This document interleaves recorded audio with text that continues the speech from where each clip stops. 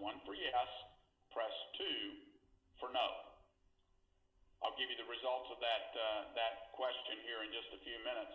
Let's go now and talk to Darla Jones down in Salem. Hi, Darla. Hi. I wanted to know why we're having so much problems just getting some kind of reform for health care through the government when all the free countries in Europe, they already have it set up. Well, Darla, I'm not sure what statistics that you're looking at, but those countries overseas, do you know where the people who have money in those countries overseas go to get their health care? They come to the United States. They don't get health care in their country because there are long lines waiting for health care.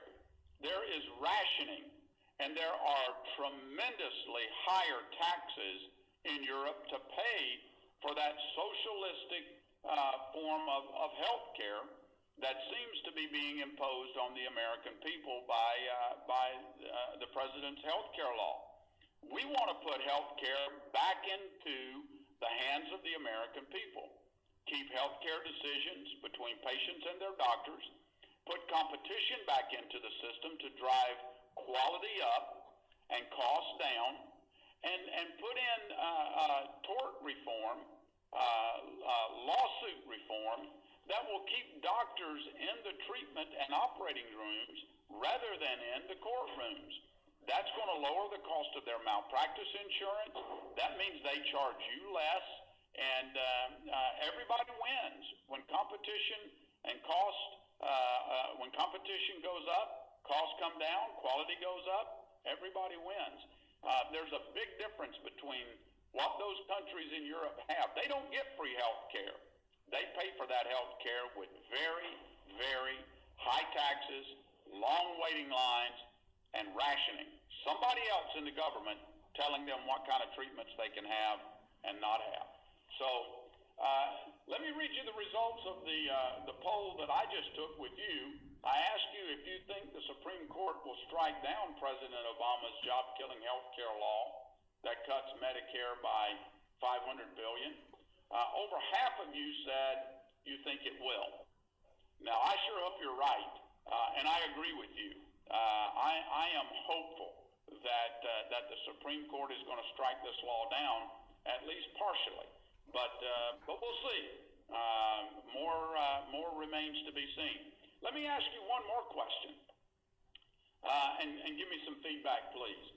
What do you actually think the Supreme Court will do to President Obama's disastrous health care law? Strike it down completely? Press 1. Strike it down partially? Press 2. Or uphold the law completely? Press 3. Again, what do you actually think the Supreme Court will do to President Obama's disastrous health care law? Strike it down completely? Press 1. Strike it down partially?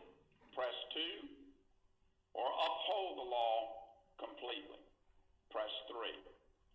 Give me your feedback on that, and then I'll tell you how you all voted here in just a few minutes.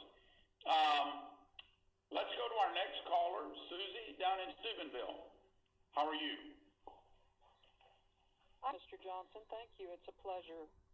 I've always wondered, why can't somebody like me go to Washington and look at all the bills and all the laws and spend oodles of time going through it page by page and see what is really stupid stuff and pull that sheet out and leave the rest of the stuff in the book?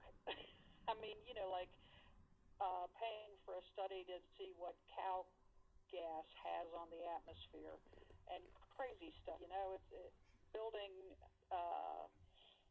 a step ladder for fish so it can go back up the stream to spawn. I mean, we got better things to pay. I get exactly what you're talking about, Susie.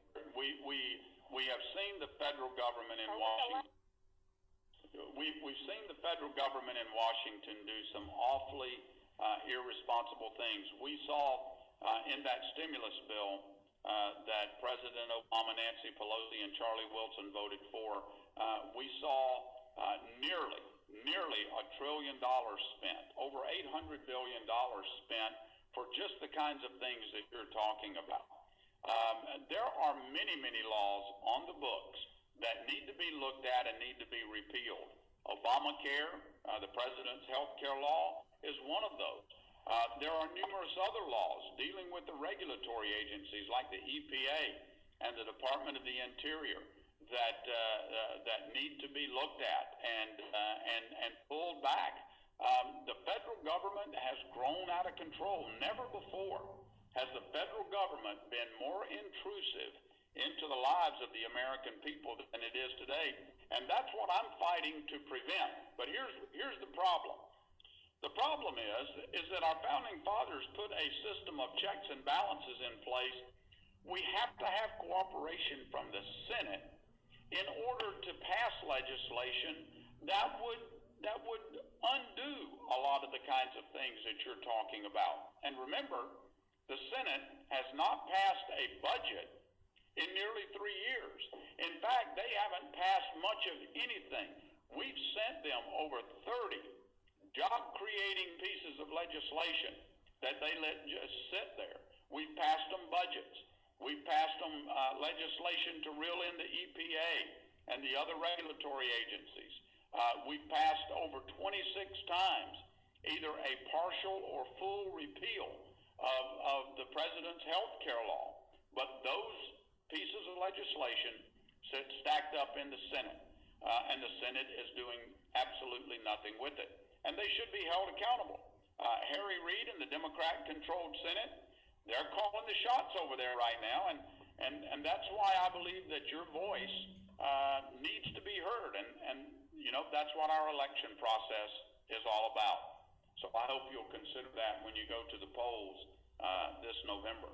Let me ask you this question again. What do you think the Supreme Court will actually do to President Obama's disastrous health care law? Do you think they'll strike it down completely?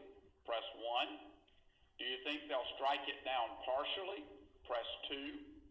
Do you think they will uphold it completely? Press 3. So give us that feedback, and then we'll tell you how it goes. Hey, if you'd like to ask a question, press 0 on your keypad. That'll put you into the question queue.